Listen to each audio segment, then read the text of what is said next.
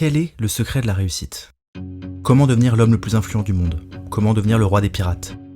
Et si ces questions étaient identiques ? Elon Musk a tout réussi professionnellement. C'était un self-made multimillionnaire à 28 ans, il a créé PayPal, les voitures Tesla, SpaceX, plus encore, et tout ça fait de lui l'homme reconnu comme le plus riche et le plus influent du monde. Dans un autre registre, Monkey D. Luffy est le héros du manga One Piece, qui est le manga le plus vendu de tous les temps. Ce manga raconte l'odyssée de Luffy et son ascension vers le titre de roi des pirates. À ce stade, même si One Piece n'est pas près d'être achevé, l'histoire est toujours en cours d'écriture, tout le monde sait parfaitement que Luffy sera le roi des pirates, que ce soit les personnages dans l'œuvre ou les lecteurs du manga. Elon Musk et Luffy sont deux personnages exceptionnels. Ok, et alors ? Ce qui est très intéressant, c'est qu'ils ont une tonne de similitudes dans leur caractère et approche de la vie. Est-ce que c'est une coïncidence ? Je crois pas. Laisse-moi le temps de la vidéo pour tenter de te convaincre, parce que je vais te décrire la recette de leurs succès respectifs, qui renferme, je le crois, les secrets de ta propre réussite. Alors, déjà, pourquoi tout ça m'intéresse ? Je ne suis pas issu d'une famille d'entrepreneurs. J'ai grandi en province et personne ne m'a jamais soufflé quoi faire à l'oreille. Mon ambition et ma passion pour l'entrepreneuriat, je me les suis construites tout seul. Et ma plus grande source d'inspiration, quand je me sentais seul et perdu, je l'ai trouvée sur internet et dans les livres, en lisant les histoires d'entrepreneurs à succès et surtout, certains mangas. Dans les deux cas, il s'agit d'une romance qui met en lumière l'ascension d'une personne qui se bat pour réaliser ses objectifs avec vitalité. Et ça, depuis que je suis enfant, je peux pas t'expliquer pourquoi, ça me fait vibrer. Et le truc, c'est qu'il m'a toujours paru évident que les leçons enseignées dans les mangas étaient parfaitement transposables pour atteindre le succès dans la vie réelle. Et tu vas le voir, les similitudes entre ce qui fait le succès d'Elon Musk dans la vraie vie et les raisons pour lesquelles Luffy deviendra le roi des pirates sont saisissantes. Ok, commençons par One Piece. One Piece décrit un monde fragmenté par l'oppression, le séparatisme et l'esclavagisme, avec lequel le héros Monkey D. Luffy rompt totalement. Luffy est caractérisé par son désir de liberté totale, qui se cristallise sous la forme d'une ambition, devenir le roi des pirates. Car la piraterie, c'est la liberté, et que le roi des pirates, c'est l'homme le plus libre du monde. Luffy a toujours été une immense source d'inspiration pour moi. Et comme dans tous les monomythes relatant le voyage initiatique d'un héros, tout n'est que symbole. Les ennemis, les mentors et les pouvoirs ne sont que l'incarnation imagée des obstacles, aides et caractères des personnages. Et One Piece se distingue par la qualité des parallélismes avec notre réalité. Et en particulier, il y a un élément qui brille à mes yeux, le haki, traduit par fluide en français. À première vue, dans l'œuvre, premier degré, le haki c'est un pouvoir qui permet de ressentir la présence de toute chose et de percevoir quelques millièmes de seconde dans le futur, de solidifier son corps et d'augmenter la puissance de ses coups, et d'intimider. Mais lorsque l'on regarde à travers la lentille du symbolique, le haki, c'est l'ambition. Il est d'ailleurs représenté par le même kanji japonais. Riley, le mentor de Luffy, le dit à demi-mot d'ailleurs. Haki toいう力。hakiとは全世界のすべての人間に潜在する力だ。気配、気合、威圧、それは人として当たり前の感覚と何ら違いはない。し、大半の人間はその力に気づかず。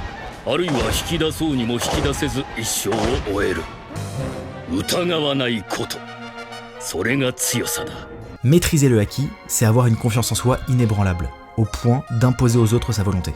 Le message de One Piece est donc le suivant. Celui à l'ambition la plus forte dominera son époque. En cela, rien ne surpasse l'ambition.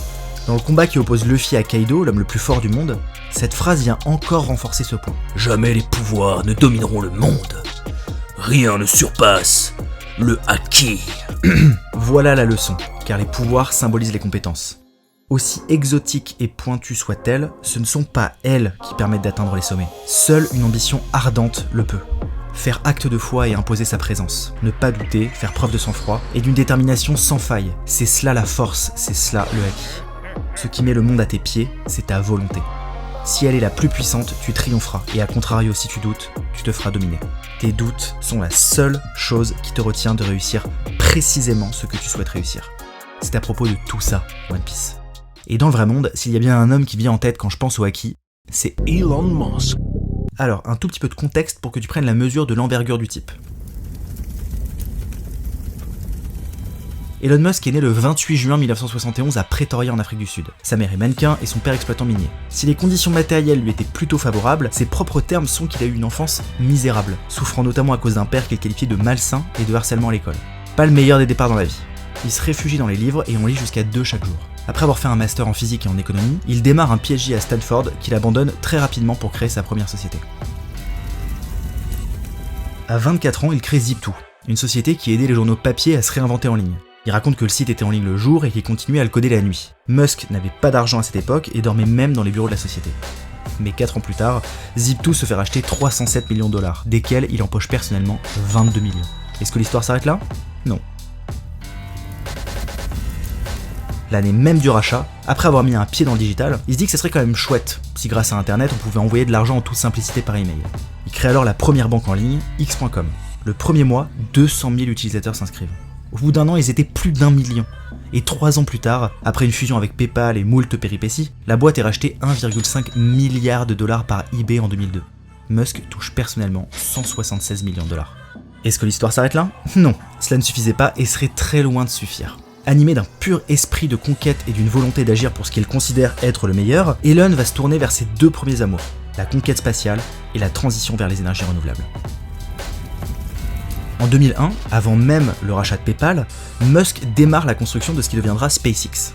Le contexte est pessimiste dans le secteur à l'époque, la NASA a arrêté son programme de conquête spatiale, faute de financement, les résultats n'étant pas au rendez-vous. Lui qui était bien renseigné, car physicien de formation, mais objectivement novice dans l'ingénierie spatiale, a recruté un équipage d'experts dans chaque aspect du système. Propulsion, électronique, aérodynamisme, etc. Tu le vois le parallèle avec la piraterie? Son pourquoi avec SpaceX, c'est de maintenir la lumière de la conscience humaine en décentralisant l'humanité de la planète Terre, notamment via l'installation d'une première base habitée sur Mars. Son comment consiste à rendre l'exploration spatiale viable économiquement en diminuant les coûts de fabrication des fusées tout en les rendant plus performantes et en développant une technologie de retour sur Terre des lanceurs dont les images sont toujours surprenantes. Jusque-là, ces systèmes à 100 millions de dollars étaient à usage unique, largués après le lancement et décomposés dans l'atmosphère. SpaceX est devenue contre toute attente la première société privée à envoyer des astronautes dans l'espace. SpaceX a actuellement une valeur de plus de 100 milliards de dollars. En parallèle de SpaceX, entre 2004 et 2008, Elon Musk investit puis prend la tête de Tesla, devenu le leader mondial des voitures électriques et autonomes. La capitalisation boursière de Tesla est aujourd'hui supérieure à la somme de celle des autres constructeurs de voitures. Est-ce que tu te rends compte de la violence de cette information? Tesla a aujourd'hui une capitalisation de 1000 milliards de dollars. Tout cela est déjà submergent, t'en conviendras, et pourtant, Elon ne s'est même pas contenté de tout ça. En parallèle de Tesla et SpaceX, il a créé d'autres sociétés ces 10 dernières années, dans lesquelles il est moins impliqué opérationnellement, mais dont les missions sont tout aussi impressionnantes. Neuralink, dont l'objectif est de développer des capteurs qui permettent de communiquer à vitesse de pensée avec un ordinateur, The Boring Company, qui construit des tunnels, Hyperloop, qui conçoit des capsules de propulsion sous terre pour voyager encore plus vite qu'en avion, ou encore OpenAI, une organisation à but non lucratif dont l'objectif est de mener et d'encadrer le développement d'une intelligence artificielle éthique. Et maintenant, il est en train de racheter Twitter, le réseau social le plus stratégique du monde. Que l'on aime ou pas les combats qu'il mène, qu'on soit d'accord avec lui ou non, ce type a une ambition, une volonté et une confiance en lui hors de toute norme. Elon Musk a un acquis digne du roi des pirates. Et plus encore que ses réussites, c'est la façon dont il a géré les périodes difficiles qui prouvent cela. Il a investi des dizaines, voire centaines de millions de dollars de son propre argent dans ses sociétés, au point même d'être en difficulté financière en 2008. Il n'a démarré que des sociétés extrêmement innovantes technologiquement, dont les chances de succès étaient très faibles. Il dit lui-même qu'il ne donnait que 10% de chances de réussite à SpaceX et Tesla. Et pourtant, force est de constater que tout ce qu'il a touché s'est transformé en or. Toutes ces sociétés sont des réussites. Au point qu'il est aujourd'hui l'homme le plus riche, mais aussi le plus influent du monde. Comme les personnages de manga, Elon Musk a des rêves qu'il souhaite sincèrement réaliser. Et j'accorde toute l'importance du monde à la sincérité. Malgré une personnalité cartésienne très analytique, il n'a strictement aucun préconçu, aucune limite et aucune notion arrêtée. Il n'hésite pas à s'exposer à la difficulté et défier les probabilités. Elon Musk démontre beaucoup de courage face au risque. Et cette propension au courage d'avoir des rêves, on la retrouve beaucoup chez Luffy, notamment durant l'arc charnière de Skypiea qui est consacré à cette thématique. Tous les naïfs ne réussissent pas, mais tous ceux qui réussissent ont une part de naïveté. Le cynisme tue toute possibilité de faire quoi que ce soit d'exceptionnel. Et c'est loin d'être le seul point commun des caractères de Luffy et d'Elon Musk. Ce sont deux personnes profondément libres avec des styles de leadership comparables. Ils ont des objectifs extrêmement clairs. Pour Luffy, c'est d'être le roi des pirates. Pour Musk, c'est les missions de ses sociétés, qui sont tellement claires et inspirantes que même le grand public les connaît et que des vidéos de motivation y sont dédiées. Ils se moquent des normes et prennent tous les deux la vie comme un jeu. Par exemple, pour Musk, il a vendu pour 10 millions de dollars de lance-flammes juste pour le délire. Il a implémenté dans le code de Tesla la capacité à danser un ballet, et c'est un troll notoire sur internet. Ils ont tous les deux une attitude super positive. Ils ont une détermination sans faille. Elon Musk a été plusieurs fois au bord de la faillite, il s'est fait moquer par ses héros, on lui a répété qu'il n'arriverait jamais à rendre les voitures électriques compétitives, à envoyer des humains dans l'espace, mais il ne s'est jamais laissé faire. Et Luffy, son récent combat contre Kaido par exemple, on est au 3e round, Luffy s'est fait mettre en boîte 2 fois déjà, mais il revient systématiquement à la charge. Et également, les deux ont cette faculté à n'avoir aucun besoin de prouver quoi que ce soit à qui que ce soit. Et au-delà de ces similitudes de caractère, ils ont la même approche de la vie. La logothérapie, c'est une psychothérapie développée par le docteur Viktor Frankl durant son incarcération dans les camps de concentration entre 1942 et 1945. Son très inspirant livre Man's Search for Meaning, qui est dans ma liste d'essentiels, en est le traité. Dans ce livre, il raconte la disposition mentale avec laquelle il a abordé cet événement tragique que fut l'Holocauste. Est-ce que tu te rends compte tout de même qu'au-delà des sévices psychologiques et physiques qu'ont subis les prisonniers de ces camps, il y avait une incertitude qui me semble insoutenable. Cela va-t-il s'arrêter un jour ? Comment garder la foi dans ces conditions et ne pas se laisser aller à la mort ? Et bien dans cet environnement extrême, Viktor Frankl a su trouver la réponse à cette question et survivre mentalement.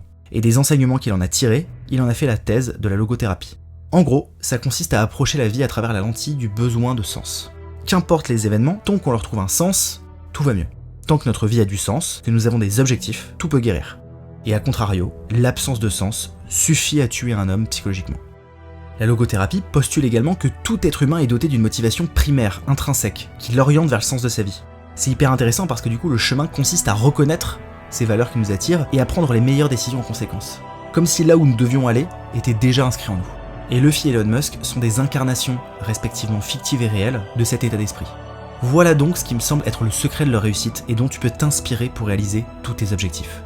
Luffy et Elon Musk ont tous les deux une ambition, c'est-à-dire un acquis inébranlable, le courage d'avoir des rêves et de prendre des risques, une détermination sans faille, et ils ne succombent pas au nihilisme.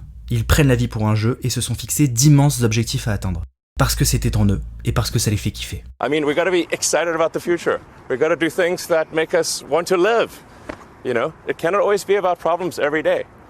I mean, do you want to wake up every morning and everything's just a problem? Well, what inspires you and what makes you excited about the future? There's gotta be some things like that. J'irai pas non plus dire qu'ils ne sont qu'une seule et même personne. Quoique, je les ai jamais vus ensemble dans la même pièce. Au début on est, à la fin on meurt. Que reste-t-il à faire entre les deux ? Jouer.